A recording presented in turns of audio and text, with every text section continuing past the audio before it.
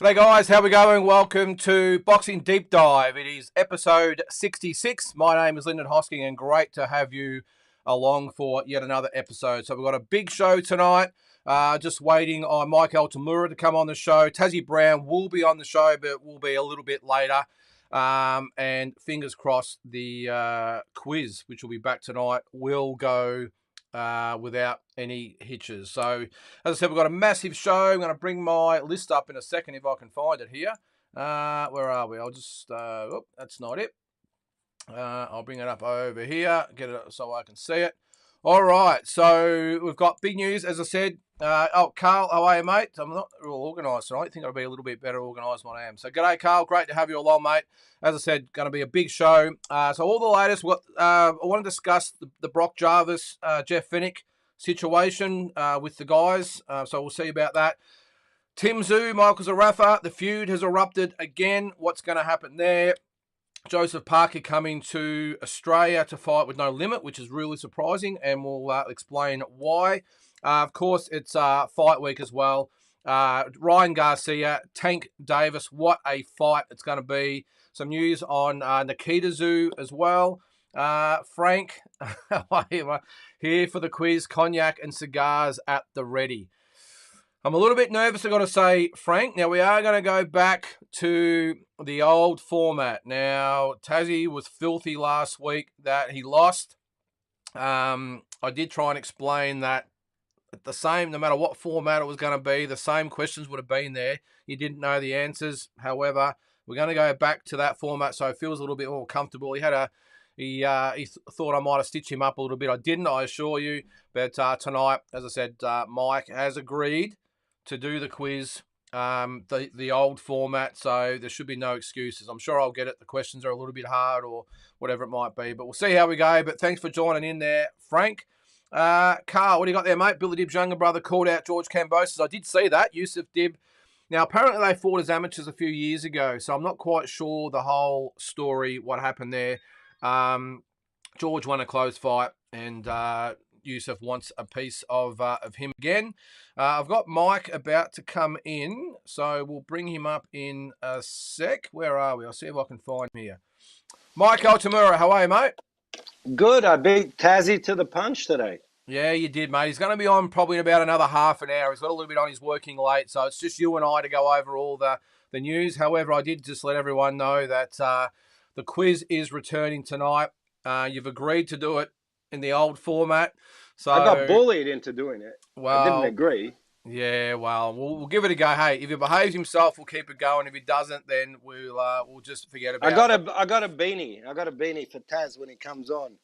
So if I beat him again, I'm his daddy. He likes to say that about Peter Maniatis, that he's his daddy. So we'll see. He bullied poor Peter off the program. I've just destroyed my hair here. But anyways, a lot of boxing news the last few days. Really interesting times, and just looking on social media, a lot of chit chat, different ways, different opinions. Which I know sometimes sometimes trinkets of information stimulate negative thought patterns, but it's good to see at least the fight fans in Australia engaged at the moment. Yeah, and for the right reasons. I know we'll get to it in a second. The whole Tim Tszyu, Michael Zarafa thing flared up again, and that's probably, I suppose, well, I won't call it petty, but geez, I'm sure everyone's got a little bit more better things to do at the time than that. But as the fans, we all eat it up, and yeah. Well, supposedly Lynden. Yep. Lynden, I know you were a hell of a fighter because obviously 1996 Olympian, but if we're going on the beard gauge, both of us are world champions. I know, mate. I was just looking at that. I've got to probably have a bit of a shave down, I think. Anyway, but mate, I've just gone through the agenda for tonight, mate, the rundown. I've added a couple of things because since we spoke yesterday or sent the rundown out, a few things have happened. I want to talk to you about the Brock Jarvis, Jeff Fenech situation. Of course, we'll go over the Tim Tszyu, Michael Zarafa situation. I know it's all sort of hearsay. Nikita Tszyu looks like he's got his next fight lined up. Now, Tim Tszyu, there's actually a question there from Shane. Now, any news on Tim's next fight? Now, Shane, I can't say too much except the fact that I'm sure Mike's the same. We know who his next opponent is, but we can't say anything because we don't want to betray the trust of those that tell us these things. But from what I've heard, Mike, you're probably the same, is very, very close to announcing the next opponent, which will be a very credible one, I will say. Yeah, I mean, I don't know which clue to give, but I'll say think America. I think that's probably the only clue I'll be prepared to shoot out there out of privacy for his team. But another solid, credible step, and I think that fight fans in Australia will be happy to see Tim continue to seek out solid challenges while awaiting the fight with Charlo. I mean, he could have sat on his mantle from last year, really from, October, November last year. He hasn't. I mean, the opportunity come. When did the fight with Charlo get cancelled? That would have been early January.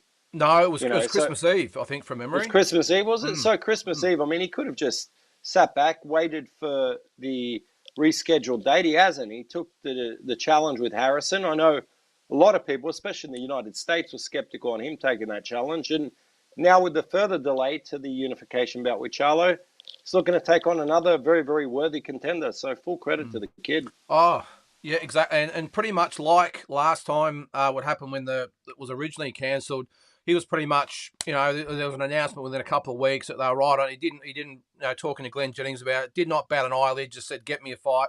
I think the day this one was announced as another postponement, pretty much again on the phones, and this particular opponent's been obviously sourced out. And I'm with you, mate. I think a great choice of opponent, and I think it looks like Tassie coming in now. But yeah, great choice of opponent. We'll bring him in. He's actually early.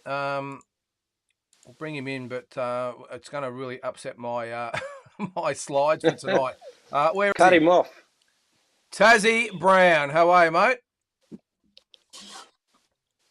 Hello, boys. We all good, everyone? I'm just saying, Tassie, we've got the quiz tonight. I just want to make sure we're all on the same page. We're all happy with everything. It's always good, mate. It's always good to be happy, Lynden. All right, so we're going to get through to the news now. I'm going to have to not bring up the majority of the slides I've got because I didn't actually think you were going to be on till later, Tassie, but we can talk about them, whatever. We don't need a slide up to talk about it. Mike, I want to get your opinion first. I spoke to Tassie about this a couple of days ago. The Brock Jarvis and Jeff Fenech situation. It was announced, a couple of days ago that they'd parted ways. It's reportedly amicable, but do these things end amicably in this business when this sort of things happen? Never. No. There's always some, I'm not going to say ill feeling, but there's always some emotions. I think it's impossible not to be emotional when you separate from somebody that's trained you for so many years, and vice versa. When you have your star pupil moving on to another camp, whether you're the one who severed ties or not, or however it played out, I think that, and then you have to think as well, Brock was dating Jeff's daughter, Kayla, for many years too. So there's always going to be an entanglement of emotions, but I give credit to both parties that at least in the initial stages here, they've handled it in a very classy manner. And I always look at these situations, and I'm probably endlessly siding with the fighters in these kind of areas, but I just look at a fighter's window and a fighter's really prime of their career is usually a very, very short period of time. And I think that if Brock felt like as though he was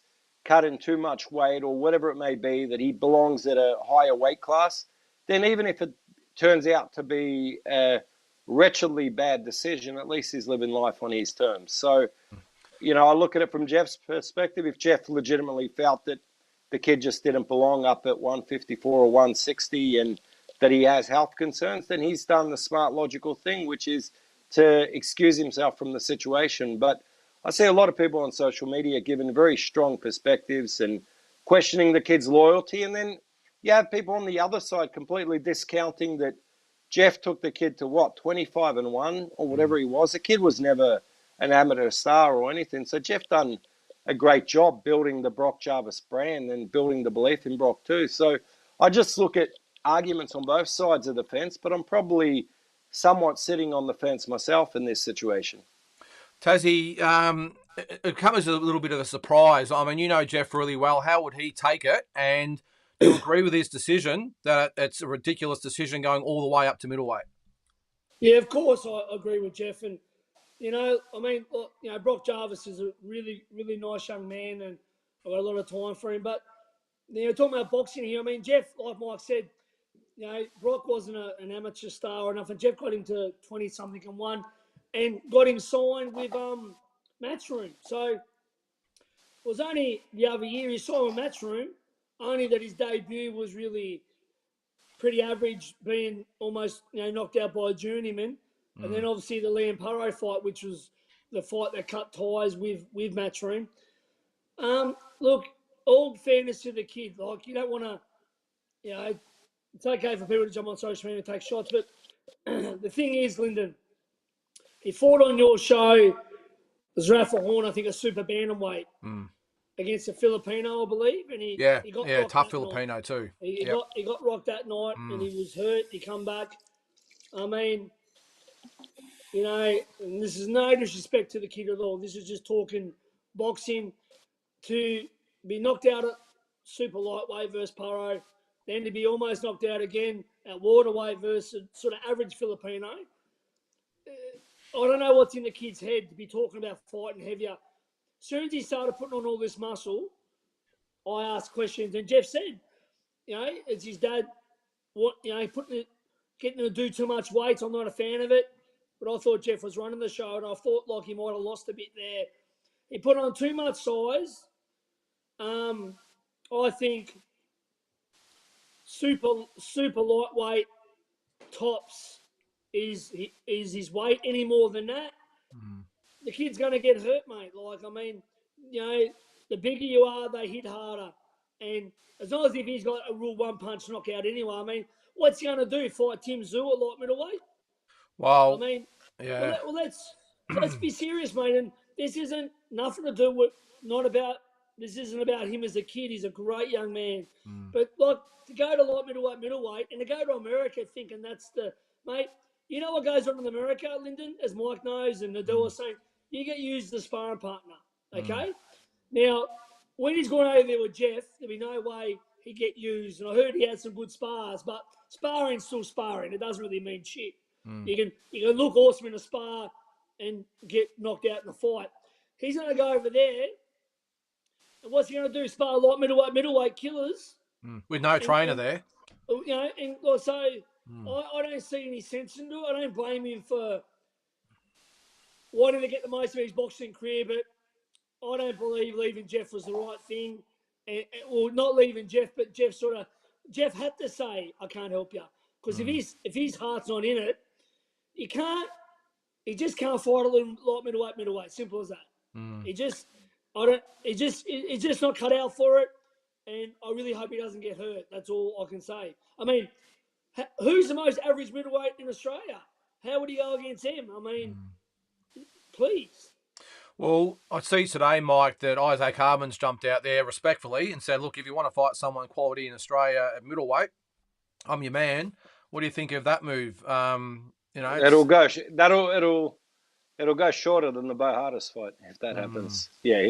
Now, look, I think, like I said before, I always try and look at these things from the fighter's perspective, because a lot of us only see what we see from the outside, and we might not comprehend the trauma that the kid felt his body was going through, holding to certain weights, even if he wholeheartedly believed he belonged in those weights. But once he started feeding himself some more nutrition, going up in the weights, and then keep having the problem time and again where he struggles to back up from weigh-ins and things like that. So what I'm saying is we don't know all of those nuances. One thing that I look at, which is a concern, is I don't see how his style has adjusted stylistically to be able to adapt to fighting guys 140 and above. He was a volume punching machine that would smother you and overwhelm you on the inside in the lighter weights, especially at 122. And although he was rocked against Ernesto Salong on your show, Lynden, I thought that was probably his most complete 12-round performance as a pro. I actually thought he looked pretty decent that night, outside of what was it, round 4 or 5 that he got buzzed. But I just think that, he's a little bit lost. He deserves the right to go and explore whatever options he has. And obviously, I think Jeff has made an astute decision in putting himself outside of the picture. I have heard that the kid's potentially looking at fighting, is it Troy O'Malley, which I think is a really good fight at 154. O'Malley's a light puncher, not an overly threatening style, but very honest fighter. I just worry about that next step. I mean, when you look at guys 154, 160, yeah, I mean, it's scary. So if you're looking at the landscape domestically, I mean, you're talking about can he handle the punching power of Hardman? Can he handle like a overhand right from someone like Joel Camilleri? You know, who can shock guys too. I mean, it's what about Lynden's favourite fighter, Wade Ryan? Yeah, I mean, look, Wade Ryan's a great barometer there, and that's what I'm saying. Like, we don't know. I mean, we might be looking at this and writing the kid off, and he might come back and surprise us, or this might be a tragic move. But I think that, like I said, him having a small window as a fighter, he deserves the right to pursue his career on his terms. But yeah, I just think that, look, I'm not looking at it from any vantage point of disappointed or whatever, because I actually think, and I maintained it for a long time, I think Jeff Fenech overachieved with the kid. I think what they achieved, the spotlight, the publicity, the stage, the platforms that they landed this kid on, I think they overachieved. That's the honest truth. My only comment, Tassie, is that as far as going up, I agree that middleweight's too far. But I know there's been a lot of comments on social media about it, and these are probably guys that have never actually been in, and girls that have been in the ring, because they're saying, "Oh, if he got rocked at that weight, what's he going to do at middleweight?" You got to also take into account that maybe, as I said, it might be a fraction too high, but also he might have been so dehydrated and drained at that weight that his body's really struggling to take the fight, the punches. So at what weight though, Lynden? I mean, I would think welterweight, maybe like middleweight, not right up to middleweight. Yeah, well, look, mate, look. All right, so if we're going to blame the Paro knockout to being weight drained, which I don't think that's the case. No, not at all. Right? Not at all. Yeah. Then, and this is again full respect to the kid, mate, because I like him, but then he couldn't make the weight limit for the Philo fight, and he weighed in at waterweight. So what? Then you're saying he's weight drained there as well? He couldn't even make. He made it. I think he weighed 65 kilo, and they said he would look shocking. So, I mean, Lynden, you want to be doing something at these weights before you jump up at least, yeah? Yeah. So, otherwise, when was his last good win? Was it a super featherweight or probably what? Probably the Bendigo fight. 122. Yeah, 122. Look, and I wish him all the best. I really do, but it's not going to end good, mate. You just don't. There's weight divisions for a reason, and it's not as if he's a real big banger that he can go, oh wow, well, I wonder if he'll take his power up, because he's not a real big banger. No, he breaks it down, doesn't he, round by round? Listen. He had the Jeff Fenech style of ragdolling people around, and that suited him at super bantamweight, maybe featherweight. That was the Fenech style, and he got it down pat. He looked like Jeff, right? A bit prettier, but he looked like Jeff. No, full respect to my old coach.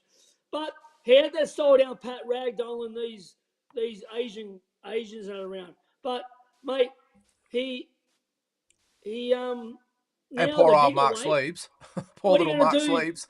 Yeah, exactly right, Mark Sleeves. But what are you going to do? Ragdoll these 69 kilo, 72 kilo? Yeah. Mate, full credit to him, but it's not going to be well. And I don't blame Jeff for parting ways. And Jeff's done everything for him. And you say people don't fall out in boxing. Let's just see if he's got the same sponsors maybe in the future, because Jeff done everything for him. Yeah.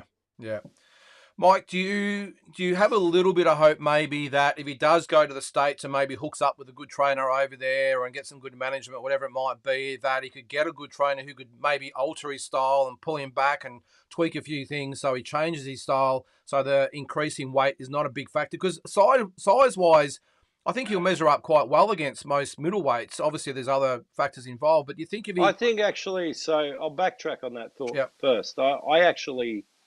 I think there's already a plan in place, and I'm not going to go and cast assumptions out there completely by naming anybody, but I think if you look at what the landscape currently is of Australians in Las Vegas, and then Jarvis's movements, you might be trending warmly as to where the future's going to lay for him. So I don't think he's just going over there and going to be used as a sparring partner in the gyms and be a rudderless ship. I think that there is a little bit of a plan of more to it, how they're going to be building his career forward, but they're just slowly breaking the news because I think the shock of him and Jeff splitting was too much for Australian boxing to take in one day without other layers to it. Yeah, it does when you actually say that. You're right. It does make sense that, geez, just to part ways. Like, obviously, it's been in the works for a little while, but then just to say, well, I'm going to America by myself. I'll see what happens. I'm going to for 6 weeks. And I'm going to do this and going to do that. You'd think, yeah, you wouldn't just jump on a plane and go over there and cross your fingers. It'd have to be something else in play. But I'm sure there's other layers to it, and I'm sure it'll come out in the weeks to come. But look, do I hold out hope that he can have a little bit of a career moving forward and make some decent money? Definitely. He's a big name in Australian boxing now, irrespective of the fact that he's never really been, say, a bona fide top 5, top 10 fighter in the world or anything like that. He's got a high profile, but do I think he can be even top 20 in the world at 154 or 160? No. I've been wrong plenty of times in the past, but I'm pretty confident that he would struggle to break the top 3 or 4 in Australia at those weights. That's being honest. The good fights there for him, I suppose. But geez, it's a tough initiation. But I just can't believe, Tassie, how rapid the weight gain has been. I mean, Manny Pacquiao did probably the same sort of weight over 15 or 20 years. This guy's done it in like 2 years. And Manny was doing it during fight zone. Yeah, exactly. Going up and up. Not in training. Look, I'm going to say it. I told Mike a few years ago because Mike wanted to follow a bit of a bodybuilding plan. And I said, Mike, muscles are for the beach. Muscles are for the beach. It's not going to help your power in boxing. Yeah. All right, well. And I just want to reply to a comment before. There's no tension between me and Mike at all. Me and Mike talk 3 or 4 days a week for all you people that don't know. We're very dear friends. I love him like a brother. Yes, I don't like losing. And yes, he's one of the best boxing brains in the world. So it's not a even though I'm competitive and I want to win tonight, losing to Mike is not a massive thing because he's so good. But there's no animosity. I'll probably get heated again. I won't say I won't, but I love Mike. He's a dear friend of mine. He's just trying to soften me up. Don't believe a word he says. Shut up! I'm talking. I'm talking. And when all said and gone, I'm going to tell you something, guys, about boxing. There's people that you're friends with in boxing, but when boxing no longer is there in your life, you're not friends with that person. Friendships outside of boxing I have. Lynden, Mike, Billy Hussein. Not a lot, but the friendships that I'll have when boxing's dead and gone. Now you can talk, Mike. Yeah. You can talk. I was just going to double down on that. And sometimes people see things on these type of programs and kind of fall into the trap of thinking that it's the absolute reality. And I think that both Tassie and I are highly competitive, but very, very different styles. But Tassie's one of the first people any time in my life that I've felt down and out or that since I've known him. It's one of the first ports of call and one of the first people I'll talk to. So, win, lose or draw, obviously I'm coming today to give him another owl, hopefully. Anyone who follows this program knows that I actually ducked the quiz for months on end because I didn't want to get drawn into the hysteria that I seen our dear friend Peter Magnatis, who went into the missing persons program. Still once looking Tassie for him. railroaded him about 10 quizzes in a row. So I didn't want to kind of veer in that direction, but this is all good fun to me. It is. And all right, well, enough of the lovey-dovey stuff. Let's get into some more news. Tassie, your man, Tim Tszyu's in the news again this week. The old rival, Michael Zarafa, has flared up again. There's been comments sort of going back and forth. What can you tell us? Well, I know about their both next up-and-coming fights. Thank you, Shane. I know about their next 2 fights, both up-and-coming, which I can't speak of. So it is what it is, man. There's no love lost there, obviously. It probably never will be. I can't see them sitting down having a coffee together anytime soon. It does create headlines. I think No Limit are keeping up their sleeve for one day, a green mundane style thing. But yeah, end of the day, Tim's got a fight in June, and I'm pretty sure I know the opponent, which I won't say. We already said it earlier in the program before you come on. We talked about it. I'm only joking. I'm joking. Oh, no. And I know Michael has a fight in America as well. So they've both got fights coming up. So I don't really want to carry much fuel to the fire. Yeah. You know what I mean? It's a good rivalry in Australia. One day it might come together. Who knows, mate? Well, Mike, I think Tim, well, first of all, this is what Michael Zarafa had to say. I've got it here. If I can get it there. I did have it 2 seconds ago. Where are we? Hang on. No. Where are we? I've got it. Well, first of all, Tim Zoo said that Michael Zarafa is a $50,000 fighter for his fights. He will never, ever, ever give him the satisfaction of $1 million payday. Michael Zarafa's come back with, he's a kid, he's a boy, he can't even grow a proper mustache, he says. Once I knock him out, I'll teach him how to grow a beard. So, I mean, look, it's a little bit childish, I suppose, but do you think there's a bit more at play here where the scene is just being set for maybe 12 months' time? Yeah, potentially. I mean, first and foremost to that latter comment, I mean, Kostya couldn't grow a beard his entire career, and I don't think anyone would ever consider he was inept as a fighter because of that. So, yeah, pretty stupid comment. But that's what happens with Mick when you don't have someone sitting at his shoulder and kind of keeping him on course, because he's a terrific fighter, but he just kind of comes out occasionally with some really, really poor one-liners. But, yeah, look, I think that, they're both exceptional fighters in different ways.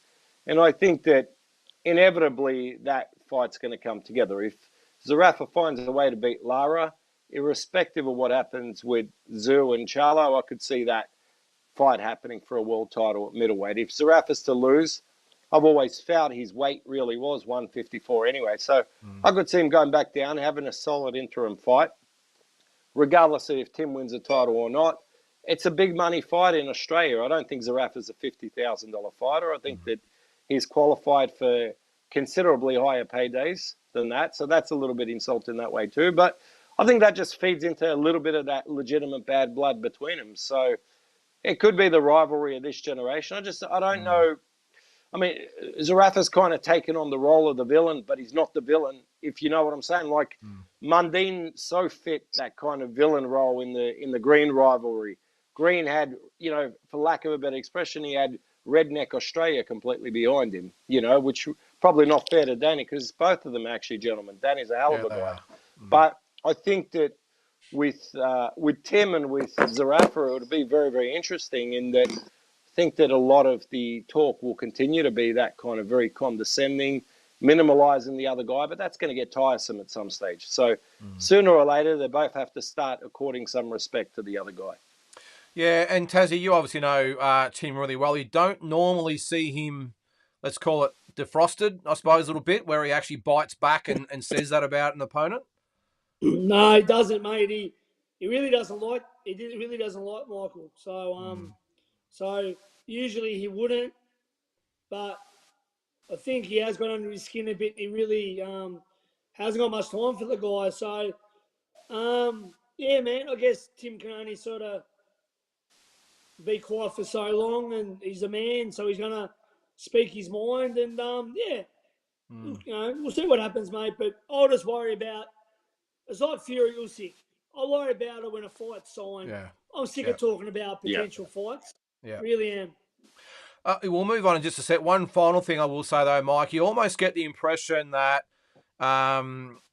Tim is sort of taken a little bit more offence to it now because, I mean, when this fight was first mooted a couple of years ago, they're probably around the same level, I suppose you'd probably say.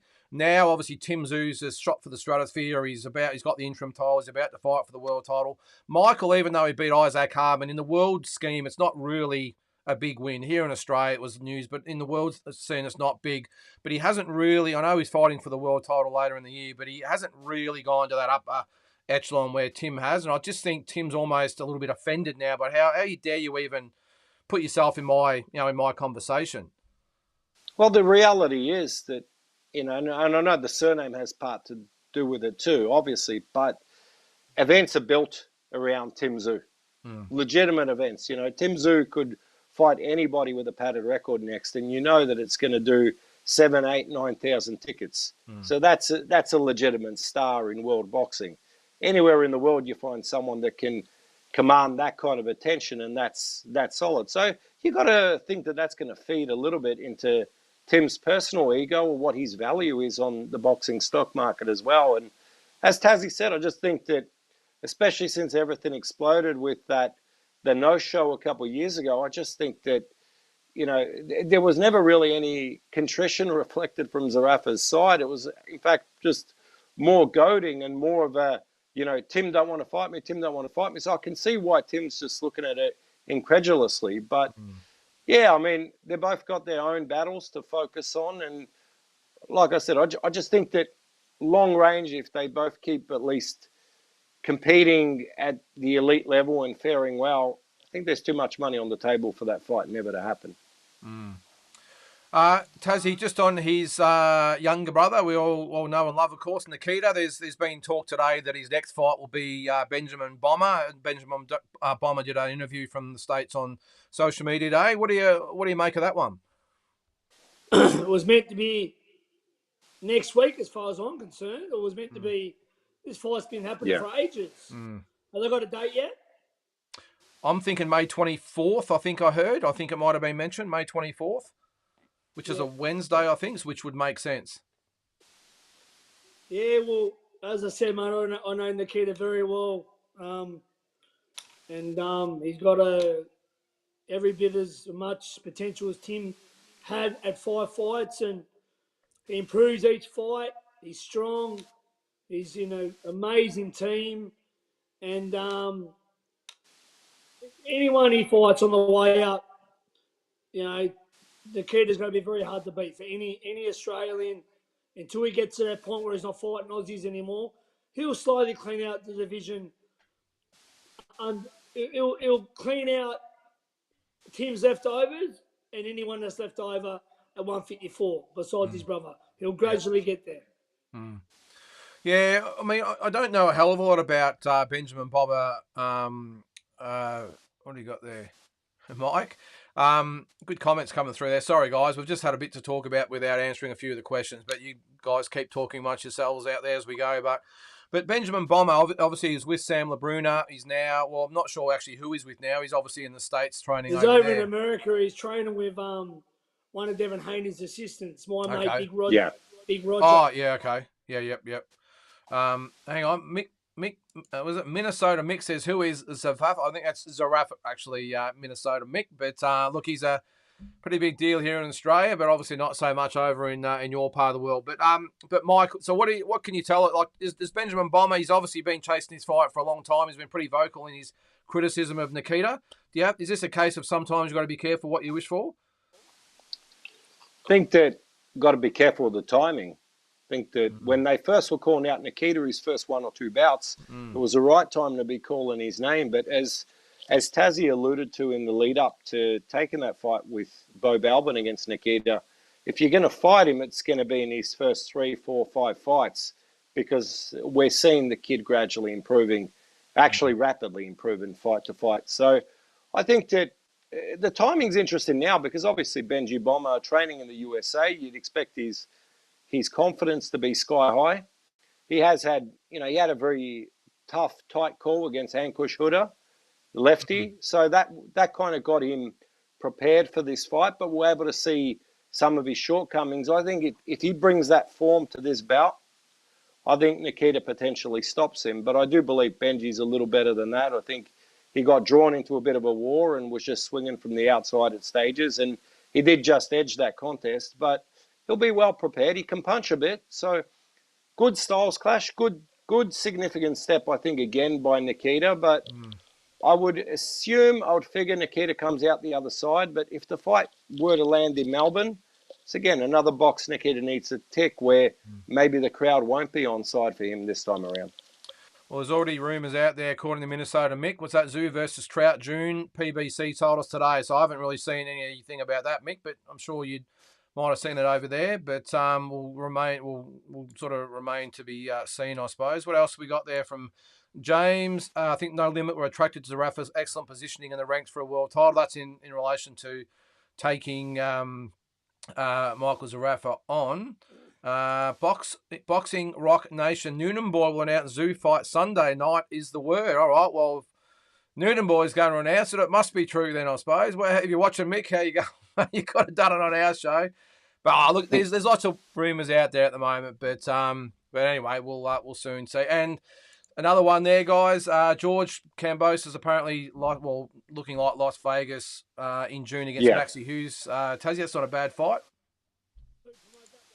Oh, sorry, mate. You're on mute there. Sorry, mate. Who promote that one, Lou DiBella, or? Yeah. Or will he farm it out, Mike? Well, he normally handballs it off, doesn't he? I think Lou will promote it. Yeah, I think Lou will promote it. I think that one of the keys, one of the quirks in the Australian dynamic is this exclusivity, I believe, with Main Event, that there's an exclusivity of Main Event to No Limit. So unless it goes through the No Limit system on a show in Australia, you can't be airing on that platform. So, however, that same issue doesn't exist if you're in the United States or UK or whatever. Is that why they changed their mind, Mike, from fighting in Australia because he was going to fight here? I think potentially. Yeah, I'm not sure all of the nitty gritty and the key points of the deal, but I think that. I think that has something to do with it because they would be backing themselves to do pretty solid numbers on pay-per-view in the Australian market and maybe pick up different sponsorship partners for the broadcast and so on and so forth. So that's what I'm figuring. But, yeah, I found out like everyone else did by seeing it online this morning. Well, it does make sense because both Maloney fights are on Main Event. Jason's, I think... it's $29.99. I think it's more the Haney Lomachenko fight with Andy on the undercard, but still, those fights are able to be shown in Australia, no problem. So, yeah, that does make a bit of sense. James says Cambosis uses world title eliminate, yep, plus IBO world title, yep. Thanks, Uncle Deja, is it? Great show, loving the content, keep smashing it. Thanks, mate. It's good to get some positive feedback. Guys, the other interesting news I found, Tassie, today was that Joseph Parker looks like he's going to be coming to Australia for a fight against, well, there's been a few potential opponents put out there like Django Apalu and Kiki Lutali. But now he's sort of aligned with DNL. Mike, you might be able to answer this, but I'll give Tassie a chance first. He's with DNL. So, and DNL and No Limit don't exactly see eye to eye. Well, so no, he's with Dave Higgins.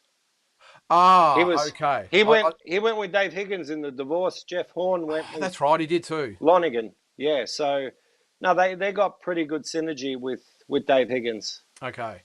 I just saw a comment in the paper today from Dean Lonigan about Joseph Parker, so obviously they've picked up the phone and wouldn't it only be two guys, Hooney or Dempsey McKean, that you think that he'd fight? No.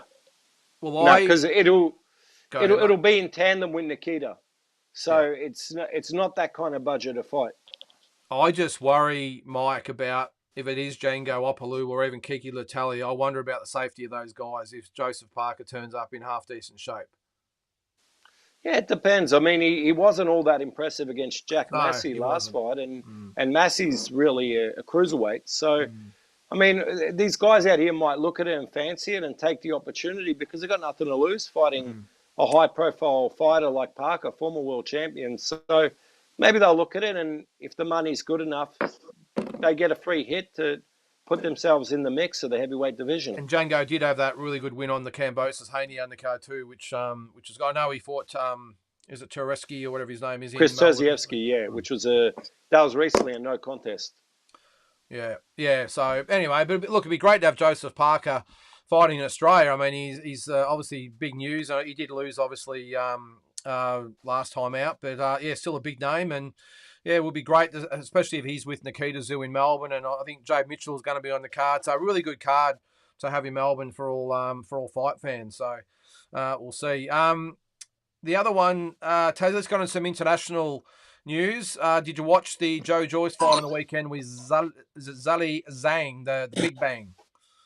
Yeah, I did. I messaged Mike, like the worst matchmaker I've ever seen. We've got Joel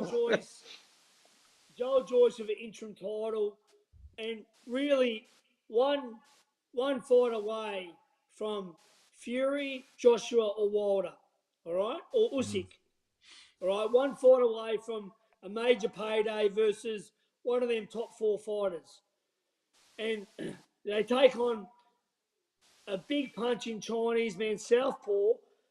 Joyce had only fought one other southpaw before. A guy that can bang when Joyce is known for really not getting out of the way of punches, and you fight a big punching left-hander.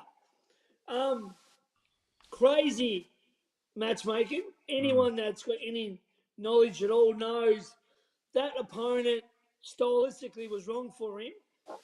And then now he's dropped down, like he's lost a chance right now anytime soon of getting that major fight.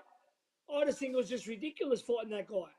It did make a lot of sense, did it, Mike? I mean, he's on the verge of multiple big fights, and he takes such a risk against Zhang, who, I mean, this guy's an Olympic silver medalist and lost a disputed decision to Joshua so he can fight. Tassie's right. It doesn't really make a lot of sense in the scheme of things, does it? Yeah, and he lost a disputed decision to Hrgovic in a final IBF eliminator as well. Yeah. So that was the thing. Like, I know that Gillet is 39 and has had stamina issues in the past, so I think that's what Joyce's team were banking on. They also figured that, the juggernaut, known to have a granite chin, and they thought that the granite chin could supersede the Big Bang with stamina issues, but they weren't expecting his face to get completely, busted up and eye shut. And I just thought that irrespective of the eye closure, which is what led to the TKO loss for Joyce, Zale was just finding it too easy to hit him down the center. So you just wonder, I mean, I know we can sit here and talk Monday morning quarterback and say, look, how was he not prepared for that blistering left hand down the center? Because Zale landed with 58% of his power punches, but I swear 98% of them landed. Felt like every time he loaded up a left hand, straight down the center, it hit him and buckled him. But, I agree with Tassie. I thought that Joyce had everything in his favour in terms of big following. Obviously, UK Olympic hero. He had the stoppage win over Joe Parker last year. All the momentum in his favour. Daniel Dubois. Yeah, he broke down Daniel Dubois. Of course, Dubois holds, the WBA trinket world title. But I just felt like everything was rolling in his favour, and he gave... Do you know what it reminded me of? You guys remember when Vladimir Klitschko fought Corey Sanders? They basically got Corey Sanders out of semi-retirement, and he just couldn't deal with that blistering southpaw speed. That's what it looked like to me. It was like it didn't need to be a banana skin that you stepped on, but they did. And I think the concern for Joyce is he's 37 years of age. So if he does bounce back, what's going to be left in the tank? Because we all talk about his granite chin, but how much of the granite chin is going to be broken down? How much of his confidence is going to be broken down from that fight? We don't know. Yeah, no, exactly. Yeah, well, you're right. It is a big banana skin. Before we move on, guys, we have got someone we know very well in the chat. It is Nick Noonan. Here we are. Go the boys. Just heard it was on. I'm sure there's another one to keep going there. Hey, Nick, I heard you're going to break some big news on Sunday, mate. Now's the chance to let us all know. Well, I already know it, Nick. Here you go.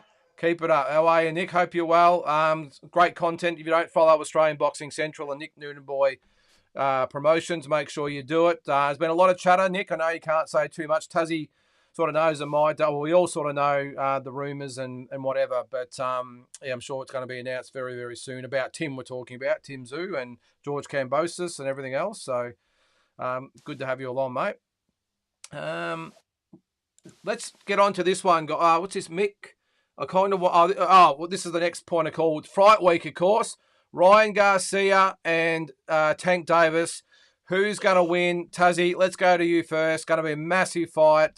T-Mobile Arena, 20,000 people there. Who do you think wins and why? Yeah, look, it's a really, really good fight, and it's a star power fight. It's really got the attention of some, the celebrities, and the tickets were like 50 grand or something. Like they sold out really fast. So it's sort of funny that there's no belts on the line because we know Devin Haney has all the belts.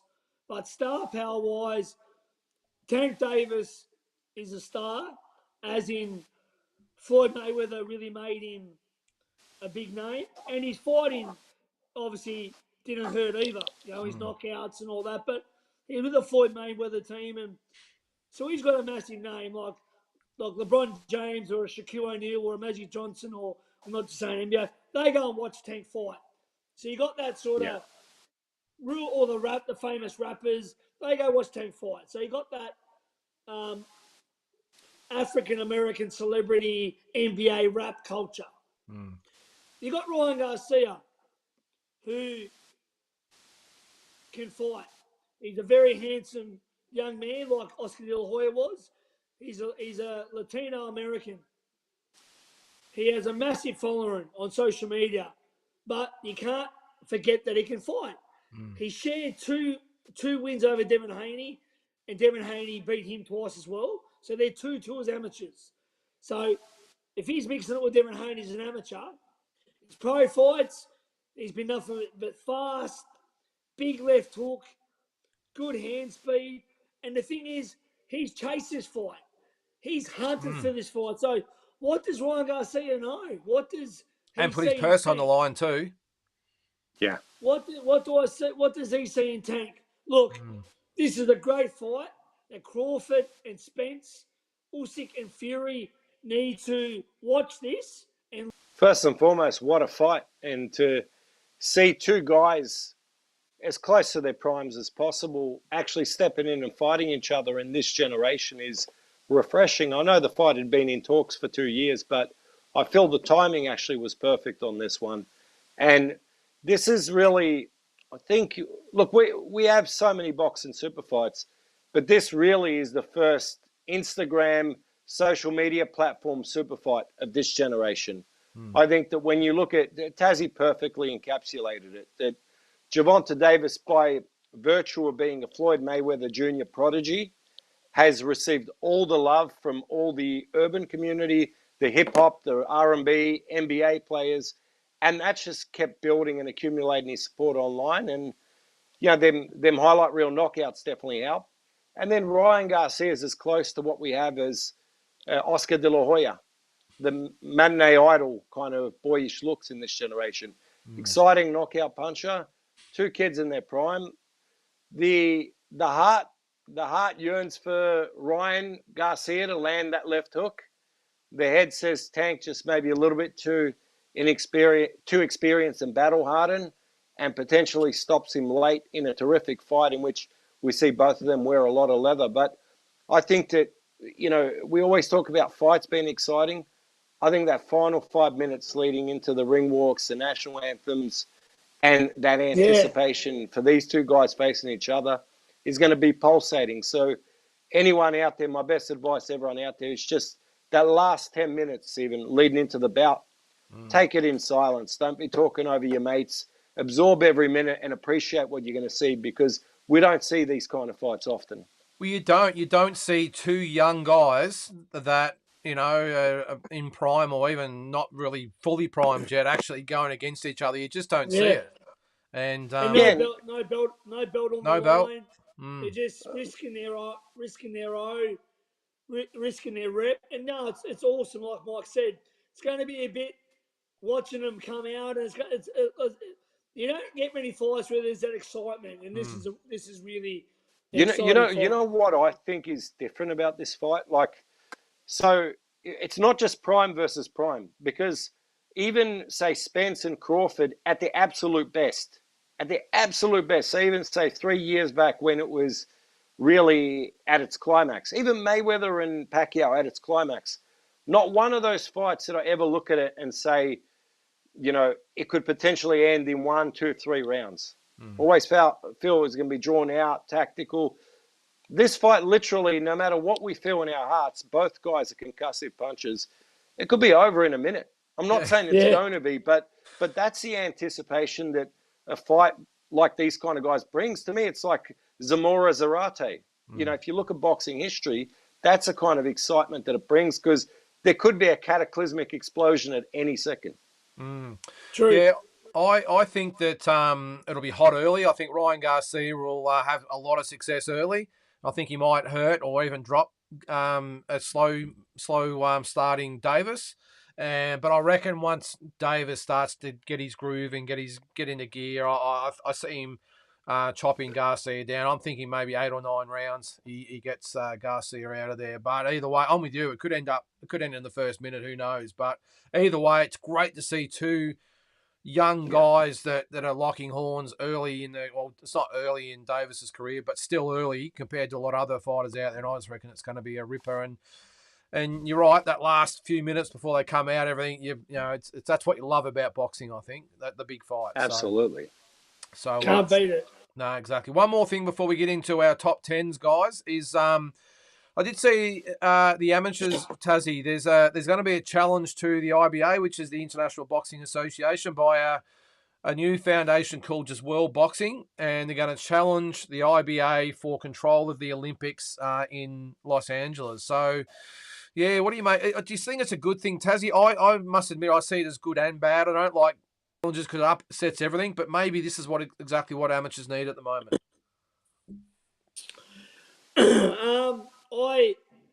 I just hope no matter who's in charge that boxing stays in the Olympics. So if they're kicking out the old crew and it was out of the Olympics, and if the new crew says it, that's great. I've got no idea about what the new crew, what they want to change or what it is. I know there's been some corruption internationally overseas with the amateurs. I know there's been some rip-offs and money changed over the years, even going back to Roy Jones Jr. in the Seoul Olympics. The Koreans all got favoured. They got $1 million per gold medal. But look, whatever it is, Lynden, I just hope that amateur boxing stays in the Olympics. It's an Olympic sport. It fast tracks so many great young fighters into the pro careers, and every young amateur that puts on gloves should aim to go to the Olympics. And whether it's far-fetched for you or not, my advice is any young kid out there who fights his first fight at his local club and he wants to try and represent his state, aim high, aim for the Olympics. And I really hope, Lynden, no matter, I don't know who's right or wrong, that as long as boxing stays an Olympic sport. Yeah. Well, Mike. Apparently, the IOC are going to be running it themselves at the Paris Olympics, and then it was going to be turfed out in 28. And they see this as the only way to save it for 2028 is for someone else to take it over, because the IBA have shown that, as Tassie said, full of corruption and everything else, that they just can't, or they don't want to deal with them at an Olympic level. Do you see any hope for boxing at the Olympics? Yeah, look, I think that, like Tassie said, I mean, even if the system was broken, I think that to see boxing stamped out of the Olympics, really, a lot of kids are going to miss that catapult to better their lives. And, you know, yourself, Lynden, you're one of those that made it to the Olympics and never turned professional. Not everyone's aspiration in boxing is to go and be a professional world champion. It draws a lot of kids in and changes their lives, and then they go on their trajectory. And so many of us, like I remember sitting in school at 10 years of age and really feeling uplifted by Robbie Bomber Peter winning a gold medal at the 94 Commonwealth Games. And I just think that when you take moments like that, if you take it out of the Olympics, what drive the countries have to send a team to the European titles, to the Commonwealth Games? The Olympics is always the aspiration, not the World Championships. I don't care what anyone says. Well, you know, I know we revere and we respect world amateur champions, but at the end of the day, do you hear people talking about Rasheed Warren as being a world amateur champion, or do you hear them talking about the fact that he went in twice as an Olympic gold medal favourite and didn't win the medal? You know, like, I think that the Olympics has always been the pinnacle, and it would be a shame to see a loss. So hopefully there's a path forward. I know that I'm not full of negativity towards the IBA, because I know that they've had a lot of changes within their systems, and Umar Kremlov has tried to make adjustments by adding prize money to the World Championships and things like that to bring it to a new level, change administration. But I think that when you've got an organization that's been so rife with corruption, you need to completely cleanse it, or some of that old system is going to remain intact. Even if it's just one judge that gave a corrupt decision at an Olympic Games, if you retain them as part of their team, you're essentially just perpetuating that old guard. So hopefully we see a change, and it would be a shame if we don't. Mike, I've got a question for Mike. Oh. You just mentioned Rasheed Warren. Do you remember another American favourite? I think he might have won 2 World Championships, and he beat a great Cuban, but he never won gold Olympics, Eric Griffin. Oh, of course, yeah. And he had the same kind of fate in the professional ranks. He fought for the world title, was it 3 times, and wasn't able to break through the ice, you know? He was awesome at the World Amateur Championships. He beat the Cuban each time, but he got upset at 92 Barcelona by a Spanish guy, and then the Cuban won gold, Marcelo. Yeah, and that's what I'm saying. Like, historically, fighters aren't quite remembered for how they perform at World Amateur Championships. It's more, the barometer's the Olympics. And so that's what I was saying to you, Lynden. Like, even the pros, I know we've changed a lot in the pros, how we scout, but an Olympic medal used to ensure that you could get a massive signing bonus and opportunity back in the day. And I just think that if we lose that system, it gives a lot of kids, it's really a lack of a catapult into the pro ranks for them. And beyond that, if you look at just the purity of the sport, you're going to lose a lot of kids coming to boxing. The kids sitting there watching the Olympics and saying, you know, okay, when I get older, I want to be there. And I think that that's a shame too. Yeah, well, I was one of those people, you know, and I'm sure, Tassie, when you first started, you're the same. For me, yes, I was all about, you know, winning world titles in the professionals, but that was always down the track. It was always about the Olympics. I remember, obviously, when I first started, but I remember the main point, or the main, I suppose, the juncture for me was in 1988 when Spike Sheeny won the Olympics. I think I was 14 or 15 at the time, and I remember watching that, and I was so inspired by it to get there. And to not have that carrot out there for someone like me to aim for that, I'm just not sure whether I would have continued on, to be honest, Mike and Tassie. I just don't think, not having that there, I don't think it would have been enough just to be in it for the sake of it, because it was always about the Olympic Games and Commonwealth Games even. I know Commonwealth Games have probably gone down the pecking order a little bit these days, but back then, the Commonwealth Games were almost as big as the Olympics for Aussies, because that was where we had real chances to win gold medals. And I just remember seeing Spike Sheeny, and see a comment there, Minnesota Mick, about your boy Floyd in 96. I was actually in the arena that night watching Floyd. There must have been at the time, I thought it could have gone either way. But anyway, that's yesterday's news. But yeah, I just worry about the young kids out there that don't necessarily want to be pros, but they want to represent their country at the Olympics, whether they're going to hang around. Well, Lynden, like, you know, who I had in my gym, you know, as a kid, Justin Crawford was my gym mate. So watching Justin go to the 92 Olympics first really motivated me. And I went to my first nationals in 93 as when I met you in Redcliffe. Mate, you can mention it. Between Richie Rolls, maybe do about 3 backflips. You can mention that. Dave Birchall and you to come to Richie Rolls. But anyway, and then watching Robbie Peaton in 94, I think motivated all Australians in Victoria, Canada. So, and then after that, they actually made a 2000 Olympic junior development squad, which I was part of. So, and they used to send us to camps at AIS. So, pretty much from 94 onwards, I was part of the AIS junior 2000 Olympic team. Then, obviously, when I made the Australian team in 99, I was knocking on the door. But as we know, I didn't. Unlike yourself, and then I didn't get to represent. You know, but it always still upsets me now. But the moral of the story is to have that dream and drive and passion as a kid, to watch Bomber, to watch Crawford, to watch yourself and all you like guys. Sheedy, and I agree. Everyone, mate, everyone. You know what I mean? So yeah, of course. Yeah, look, it's a hard one, isn't it, Mike? I mean, it's just.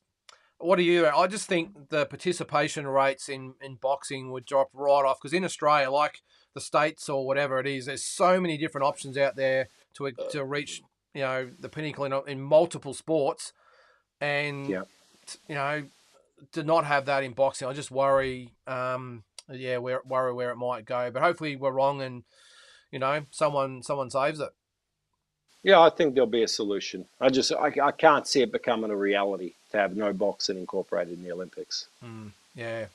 All right, guys, we'll quickly move on. We've got one more segment before we get into the quiz. This is our top 10. I just want to quickly I just want to bring up my one. I did it on Monday night on Talking Boxing. Forgive the graphics there, guys. You can see there, I've actually got Tim Tszyu at number 1. I know there's going to be some disagreements out there. Diet Mattia 2, Cambosis 3, Jason 4, Andrew 5, there's Maloney boys, Liam Paro 6, Michael Zarafa 7, Liam Wilson 8, Justice Honey 9, Sam Goodman 10. Now, if you watched on Monday night, you'll see there's a slight tweak in there. I forgot about Sam Goodman. I think I had Stephen Spark in there. I think Sam Goodman, for me at this stage, is just slightly ahead. But I know there's probably a lot of fighters we can throw a blanket over. Tassie, I'm going to start with you. Hang on, we'll go to where are you? Sorry, that's That's your list there. Explain your top 10 and why you've got them there and how you differ to mine. Look, Tim Tszyu is the face of boxing in Australia. He's the cash cow. He's a pay-per-view star, and he deserves every bit of recognition. He is, and if he would have faced Charlo by now, I believe he'd have all the belts. But at the moment, and he admits it, he's not worried about interims. He wants the real deal. Jai Bhatia is a legit world champion.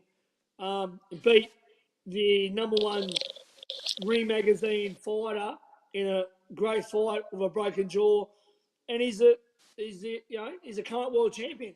So we've got to give him that lot. I mean, and Tim is a very close second. Could have had an even, but Tim will have that spot after he beats Charlo. But Jai Bhatia is our world champion.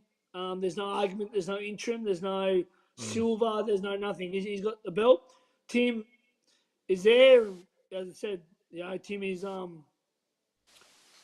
future Hall of Famer in my opinion. George Gambosis, we can't knock what George has done. Yep.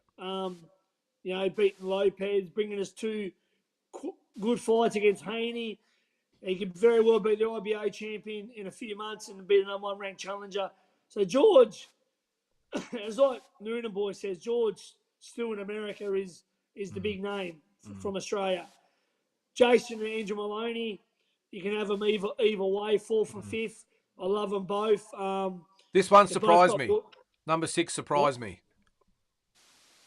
Number 6 surprised me. Yeah, okay. We've got Jason and Andrew there, both deserve to be there. Liam Wilson, not that long ago, mate, was fucking that close to winning the world championship, mate. So we can't forget Liam Wilson. I mean, he fought for world title. Zarafa's up there and fought some great fighters, but he hasn't fought for world title yet.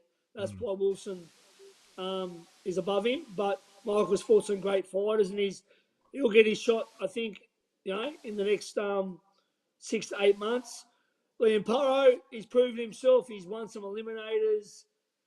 I think he's been hard done by that Lopez over-jumped him for the spot against the Scottish fighter, Taylor.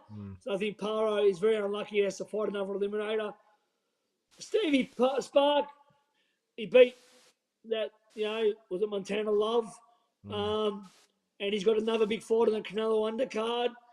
And Sammy Goodman is very, very well-rounded fighter and title soon. So I can't see much more than that. Horny still hasn't fought anyone major for me yet. I think he will, but at the moment, that's not top 10. The first top 5, there's no arguments. Yeah. You can have 1 or 2, Jai or Tim, but you can't knock the 3, 4, 5. I think that's pretty much carved in stone. Yep, no. I agree. Mike, let's go to yours. Now, with yours, I know you had 8 and 9 as a tie, but I've put them there. You can swap them around, whatever you want to do, but go through yours. Only because you manage so they'll stay as a tie, because I manage both. So I'm not going to... And they're in the same weight class. Yeah. So actually, you can understand the conundrum. Yeah, well, before you get going, for those that are actually listening to this after the fact on Spotify, I didn't do that before. Let's go through them. Jai Pataya 1, Tim Zoo 2, George Cambosis 3, Jason Maloney 4, Andrew Maloney 5, Michael Zarafa 6, Liam Paro 7, Rowan Murdoch and Matteo Tapia tied for 8 and 9, and Sam Goodman number 10. Yeah, I think that, look, both you guys encapsulated the top 5, so I don't think I need to expand upon that. I actually covered this recently on SEN as well. And I just think that, I think Jai to me is number 1 because first and foremost, he captured the Ring Magazine world title in that victory over Breedis. And I think that when you really look at Jai's career, outside of the fight with Breedis, which he probably won 7 rounds to 5, was a terrific tussle against, undoubtedly, to me, the most proven cruiserweight in the world. You know, Breedis been a stalwart in the division for a long time, and his only loss was 7-5 to Usyk, who's one of the rulers at heavyweight right now. So you can't discount that win by Opataya. But outside of that one fight, I don't think he's lost around the entire duration of his career. He's an absolute class act. Kid's got star power inside the ropes. And I know that once he takes care of his mandatory, again, which is Mateusz Masternak from Poland, he's going to start building towards a unification. And I think that undoubtedly he proved himself to be not just pound for pound number 1 in Australia, but I think one of the best pound for pound top fighters in the world. So that's him. The adjustment, so when I was on SEN, I had Cambosis at number 2.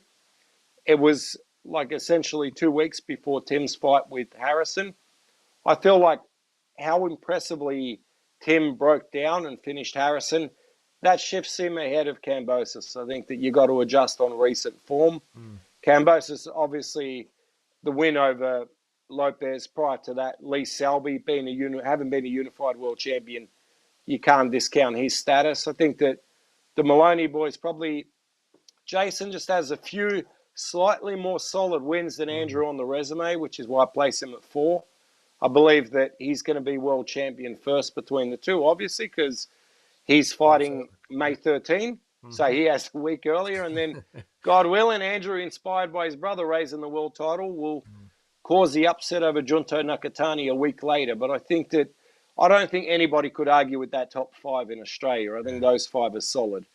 And then I just go beyond them. I think a little bit of it with Zarafa is on potential and body of work. I think that you still got to give some credit for the 2 fights with Jeff Horn, the knockout over Horn, and then the defeat. But I think also you got to give credit to him dismantling the knockout artist in Isaac Hardman, how he did in 2 rounds. And I know that Zarafa didn't look particularly flash against Danilo Criati last fight, but he still won virtually every round, and he only had 3 to 4 weeks to prepare for that fight. So I think he has a proven resume. I think that, as Tassie said, Liam Paro, extremely unfortunate not to have been in a mandatory position at this stage of his career. And if you really look at his resume, he beat Fadi Keles, who was an Olympian and was ranked top 10 in the world at the time with the WBO. And he's beaten a number of classified top 15 world-ranked fighters. So his credentials were pretty well proven. Johan Alamo as well on the Jake Paul card, right? So his credentials were pretty well proven before that annihilation of Brock Jarvis. So can't go past him at 7. 8 and 9, 2 kids I manage, Rowan Murdoch and Matteo Tapia, both world rated at 168 pounds. And if you really look at Rowan, he's only had 1 loss in his last 25 fights or whatever it may be, and that was to Zach Parker, who went in against John Ryder, who's fighting Canelo next. Parker went in as favourite before needing to pull up in the corner in that fight due to a hand injury. And he was ahead on the card. So if you look at that kind of form, Rowan's proven himself at least being able to compete with guys on the world stage. I know that he hasn't done it in a while. The Isaac Hardman fight was a big step back in that direction, but I think he'll prove it. Tapia's a little bit on potential, but again, Tapia's another one. He's hardly lost a round his entire career.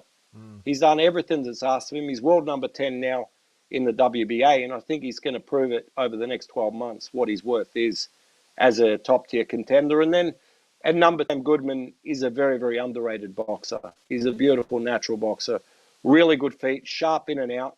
I do think that probably unfortunate to miss the top 10 is Steve Spark and Liam Wilson. I think that those two, you could slot them into that bottom five. I was going to ask you about Liam Wilson. He was on both on our lists. I know I can probably understand you're not having Justice Winnie there. I know that's a little bit controversial, but yeah. But if he beats Kuzman, he beats Kuzman. Just go to the bathroom. Go for it, mate. Go for it. He's going to do some last-minute study for the quiz. Yeah, he's getting the box rec up, I think. He's coming back to annihilate me. I'm a little bit petrified. There's a comment there. What's that? Why isn't Zarafa talking about fighting Lara? There's a belt there. Well, actually, it is. Like, he's right, because it's been a little bit of talk, but it's a lot of almost speculation, because there's been no ironclad this is going to happen yet, has there? Yeah, but we also don't know what the media is asking to trigger what they report. It's not as though Zarafa's come out and made the statement on his socials when he had the choice of speaking about Lara. So maybe the journalist has asked him about Lara and then just clipped a little comment he made about Tim, and they made that the story. So who promotes Zarafa and Lara then? Well, it'll be PBC. PBC's Lara's promoter on record, so they'll probably do the fight and ask for 2 or 3 options on Zarafa if he is to win the belt. Yeah, okay. Yeah, what else have we got there? There's a few. Sorry we haven't been able to get to all your comments there, guys. There's been a lot coming through. Good to see. Yeah.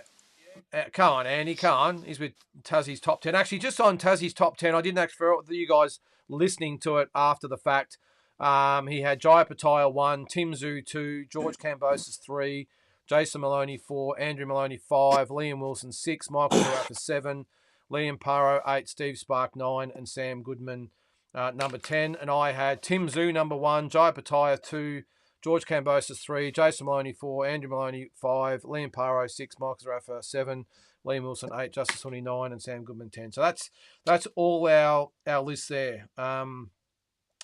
So anyway, interesting to hear your comments out there, guys. Everyone's going to be different, but I don't think there's any argument on the top 5. I think in the other 5 you could probably have up to 10 fighters, I suppose, that could go through there. So so that's it. All right, guys, you better eat up there, Tassie, and get your nothing, in your mouth for the next segment. And it is time for, don't yawn, Mike. It is the quiz. Get the popcorn. Get the popcorn. So I'll just get that off there. So it is Grant, Tassie, Brown, Mike, Popcorn, Altamura, and we have, so it's a little bit different concept this week. So we haven't got the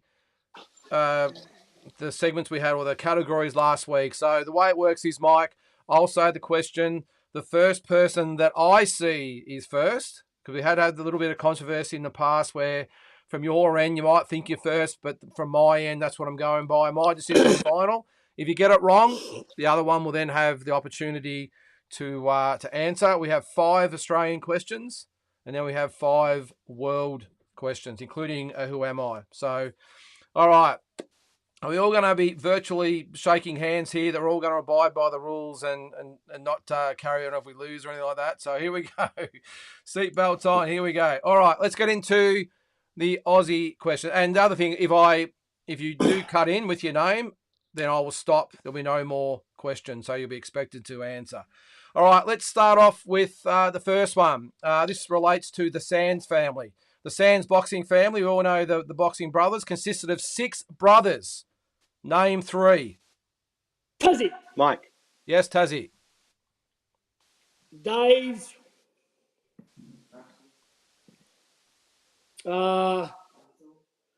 Dave, Russell, and Archie. Incorrect, Mike. You get a crack at it. Name 3 Sands brothers. Dave, Alfie, Clem. Yes, that is correct. And the other ones were Percival, George, and Russell. So, good one. Good one. All right, Very number good. 2. That was a little bit of a hard one to get going. I should have put it down. That's a good one, Mike. That's a good one. Yeah, all right. I liked it. Good question. Okay, in 1991, who did Jeff Malcolm challenge for the WBO World? Yes, Mike. Manning Galloway. He did. He fought Manning Galloway for the WBO welterweight title in 91. All right. Okay, this. In what city did the first Mundine Solomon fight take place? Tassie. Yes, Tassie. It happened in what happened in Sydney? No, incorrect. Mike? What? Hang on. First fight, the first Mundine Solomon fight. What city did it take place? Yeah, well, it was in Wollongong. Oh, yes, it was Wollongong. Are we going to give that to him, Mike? Yeah, we'll give that to Wollongong. Yeah, we'll pay it. Yeah, is Wollongong a suburb of Sydney, is it? Well, it's in New South Wales. Yeah. Well, that's like saying Bendigo's a suburb of Melbourne. Yeah, we'll give it. Yeah, but you're correct. That's fine. You're correct. You're 100% right. All right. So is that 1 to Tassie, 2 to Mike? All right. Yeah. In what year was Johnny Lewis inducted into the International Boxing Hall of Fame? Tassie. Yes, Tassie. 2017. Incorrect. Mike, you get a free hit. What year in the International Boxing Hall of Fame? I thought it was way earlier. I'm gonna go 2010. Incorrect. 2006. No, only get one crack at 2006. 2006. Yeah. Really? 2006. Wow. Yep. I didn't realize it was that early. Yeah. Last one for the Aussie questions.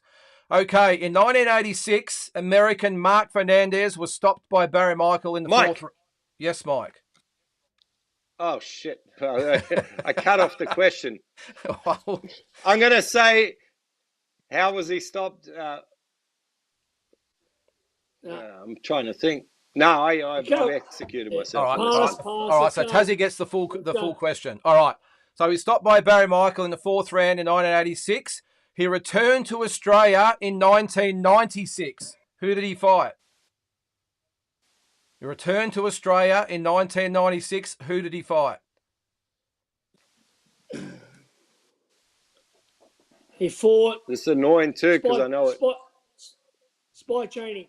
Incorrect. Justin Rousell. He fought in 1996. I didn't actually know that one, to be honest. I stumbled upon that by mistake. So what is it? Still 2-1 after 5 questions. All right, into the world questions. We're going to start with a Ricky Hatton question. Who did Ricky Hatton beat to unify the IBF and WBA? Tassie. Yes, Tassie.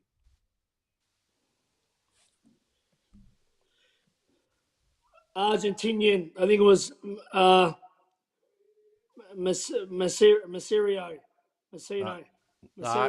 No, incorrect, Mike. For the IBF and WBA junior welterweight titles. So that would have been, IBF would have been Juan Urango. No, it was Carlos Massa was his name. Oh, was Carlos Massa. Carlos Massa. Yeah, that was Argentinian.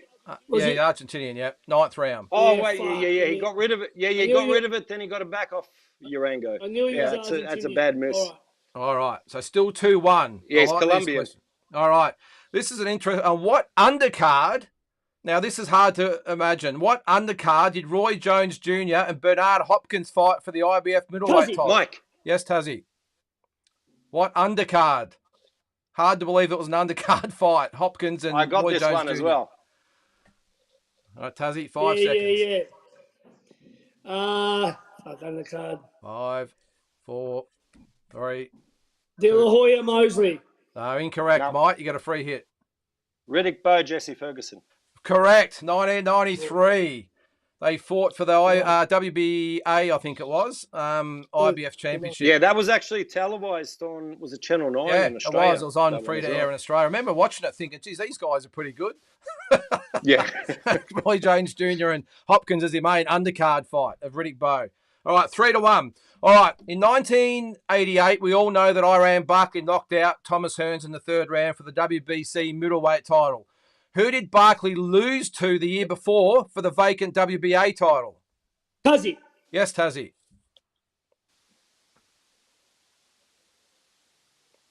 Nigel Benn. Incorrect. Mike? You lost to him the year before. Yep. Vacant WBA title. Yep. Okay. I should get this one, but I'm going to struggle. I'm going to say Michael Nunn, but I think Nunn was a year Kalambe. Sambu Kalambe beat him over 15 rounds. Tough one. Yeah. He was a good fighter, Kalambe, until Michael Nunn knocked him out in a round. The Michael Nunn fight needs to be thrown out. Outside of that, unbelievable resume. Yeah, he did have a really good resume. All right. We all know that Sugar Ray Leonard and Thomas Hearns unified the world welterweight title in 1981. What two welterweights unified the titles after them? Tassie. Yes, Tassie. Donald Curry.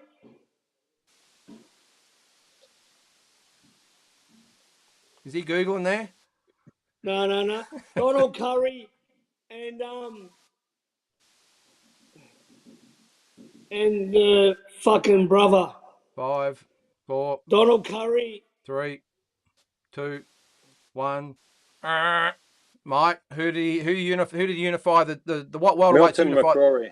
That's correct. Milton McCrory and Curry. Yeah. 1985, Las Vegas. How does that work though? Does he get one, or does he get the full question, or because I got one of them, or he got the question right. Donald Curry, Milton McCrory.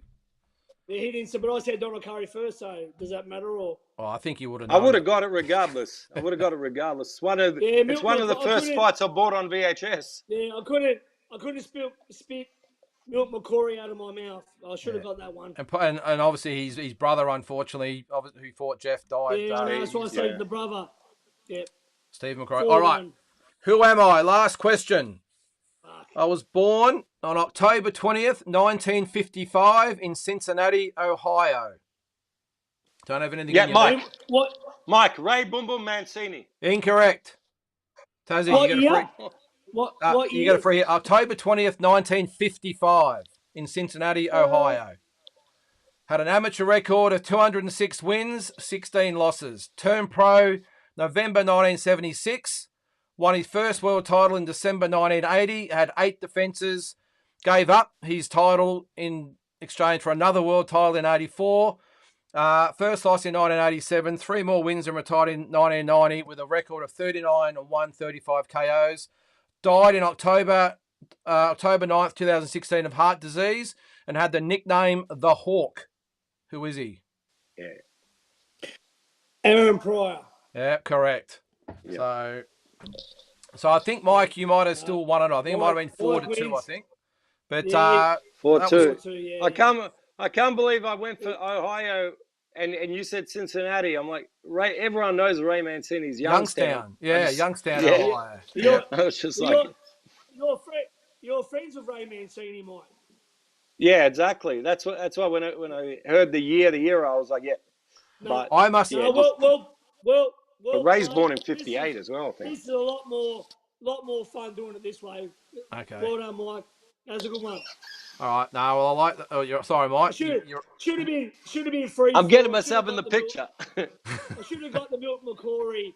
It should have been 3-4, and I would have lost still. But well, either way, because the questions weren't easy, I will say, and I'll be interested. The Mark Fernandez one, like I remember watching that at the pub with my brother. It was on a Zoo undercard, right? And my brother's like, oh, this guy's legs have recovered since they folded under him against Barry Michael. Body shot. And this is like 10 years later. Yeah, this is 10 years later when he was fighting Rosal. And if you look at the finish in the Rosal fight, he went down kind of the same way. Yeah. I'm surprised you didn't know that one, Tassie, with Justin Rousel. I would have thought you would have got that one with Fernandez. Yeah, mate, I was thinking of that era. I remember watching it on Bill Morty Fight Night, and I should have got that one as well. Nah, that was good, guys. That was good tonight. Well done, Mike. I'll get you next week. I know you're gonna keep coming for me till you run me over. It's okay. Well, he did it with Peter Maniatis. So it went sort of back and forth for about 6 months, and then Pete couldn't get a look in after that. So we'll see how we go. It's all good. Yeah. All right, guys. I know where the Greensboro Milk Bar is, Mike. So it's all good, brother. No, good stuff. Thanks for for coming on, guys. Now, if you're watching out there, guys, I am on the round table with D-Style Boxing in the morning at 9 o'clock. If you want to tune in, if you've got nothing better to do, check out the latest edition of Watch Your Verdict, and of course, Talking Boxing for Monday night. Make sure you give me a plug, Lynden. I'll give you a plug, mate, for sure. But no, really appreciate you guys being on, and I look forward to next Thursday night at around 7:30. See you, boys. Thanks, guys.